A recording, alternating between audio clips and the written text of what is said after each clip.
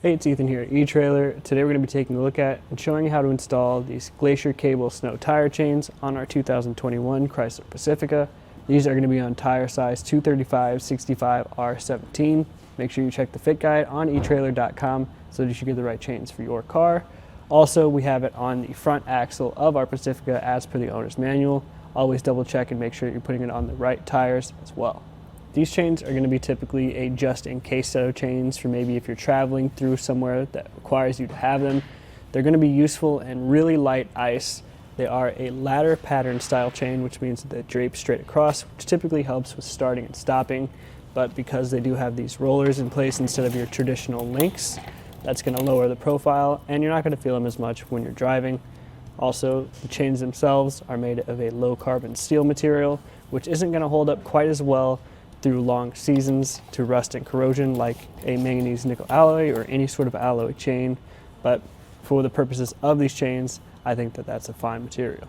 Because of that low profile that I mentioned earlier, they do meet Class S compatibility standards. As you can see, we don't have a ton of space in our wheel well here, which makes them tricky to get on, and also we don't want them contacting anything as far as our suspension goes. So the fact that they meet that standard is nice. The chains do come two to a set in this pretty lightweight canvas bag.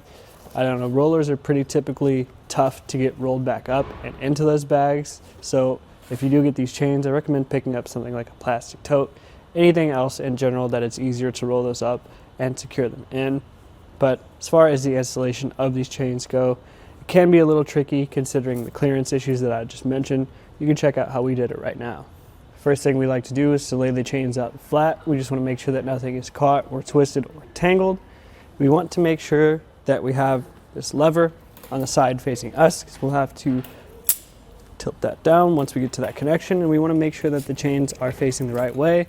You'll see that these hoops at the end have this connection where that pointed side is facing up right now.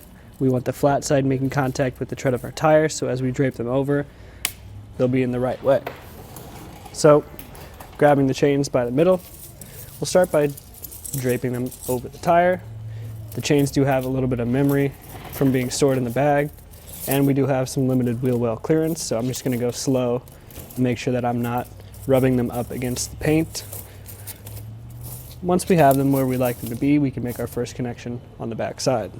It's really hard to get under. There's not a lot of clearance on this side. Typically, I would just slide around the back and make that connection this way. In the case of the Pacifica, I'm going to try to peek through the tire and find the connection. You can see that there is this catch plate and these metal studs. So I'm just going to try to fit the studs through the plate. If I can find that angle. We got our connection on the back taken care of. Now we'll move to the front. We can only reach the very front stud in our case, but it's just about the same thing. Slide those studs through this plate. You have to come in at kind of a weird angle to make it fit through. Once we do, we take that lever that we talked about earlier and pull it back and connect it to the cable on the other side. Again, it is also at kind of a weird angle, so finding where it slides in can be a little bit difficult, but right there we're in and we're set up.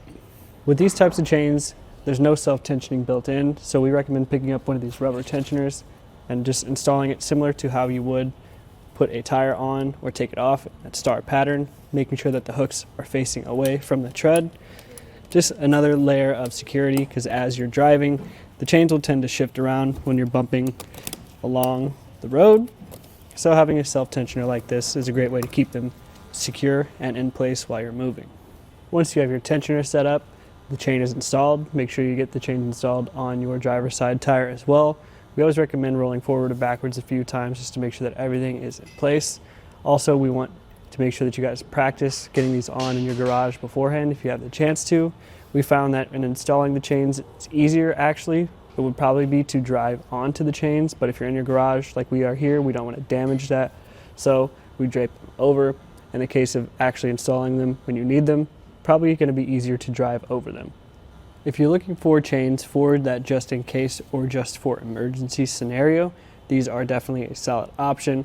The rollers give you that low profile, so they meet that Class S standard, which is nice for our limited wheel well clearance, but they're not going to last a super long time. And if you live in an area that gets a decent amount of moderate snow and light ice, you probably want to check out something with links, maybe something like one of the Koenig sets of chains. They have assisted or self-tensioning, so you don't also have to get one of these rubber tensioners separate. But again, for what they are, and in those emergency cases, the Glacier cable snow tire chains are a solid option. This is just a look at how to install them and how they fit on our 2021 Chrysler Pacifica.